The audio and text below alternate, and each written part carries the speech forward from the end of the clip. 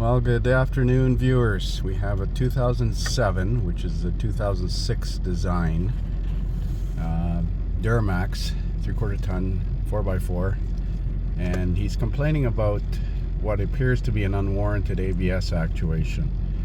And we're going to do a scan on it to see what codes it has in the controller. I think he had the fuse removed, and then we're going to take it for a road test and watch the wheel speed sensors. I got the vehicle running. It's taking a long time to auto ID. It should auto ID. Okay, so it's auto ID'd. Let's do a network code scan and see what controllers have to offer. He did have some engine control problems a few weeks ago. That's a history code. Been low battery. Left front wheel speed circuit fault. Class 2 data link. Lost communication with EBCM. Glow plug control module. That's the engine control module. I think we're just about at the end of this scan. So primarily a left front wheel speed sensor circuit fault. So let's go into the ABS and clear codes. Yes. And read them again just to see if they're gone. Alright, now we're going to look at, I'll build a data list here. So I built a custom data list, and I'm going to record the left front, right front, and rear wheel speed sensor signals from a slow speed acceleration event and a braking event. Okay, so I'm going to start accelerating slowly from a stop. I'll notice that the rear speed signal comes in quicker. There's 6 kilometers an hour on the rear. There's the right front.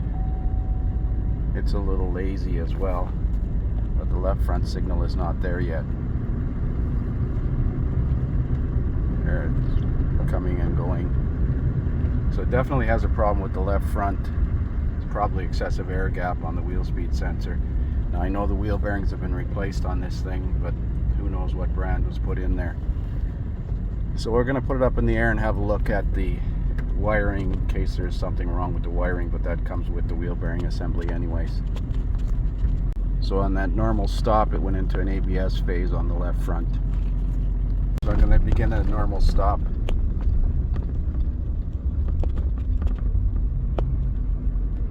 I don't know if the camera picked that up, but it went into an ABS actuation there. So it definitely has an excessive air gap on the left front speed sensor, or a problem with the wiring or the tone ring or something inside the wheel bearing. And I've installed it in the left front. And we're going to go for a road test now and see what happens.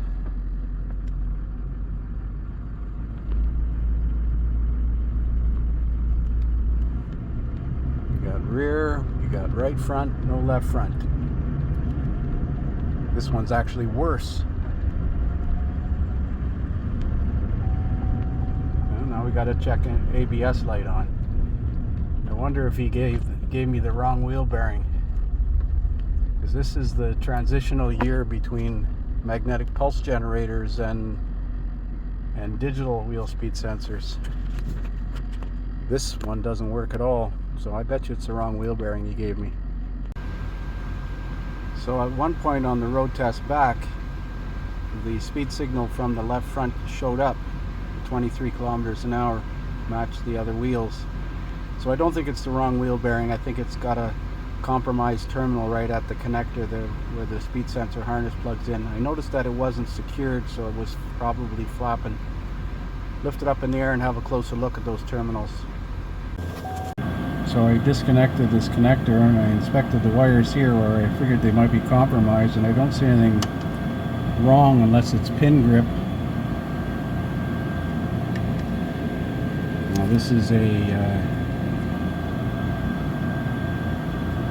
CSP wheel bearing. I've never heard of them actually. CSP. Well, I'm going to test the speed sensor.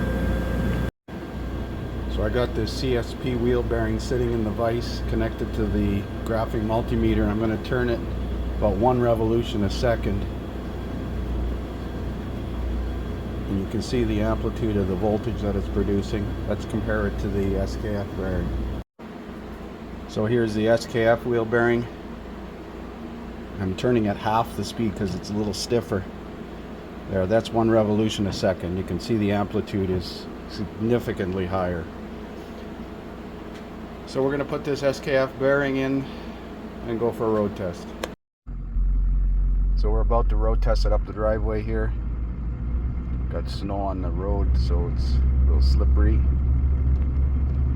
There's all the speed signals as they should be.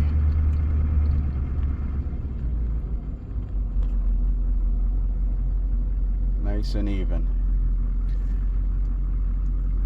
So aftermarket cheap wheel bearings are not a good choice. Thanks for watching.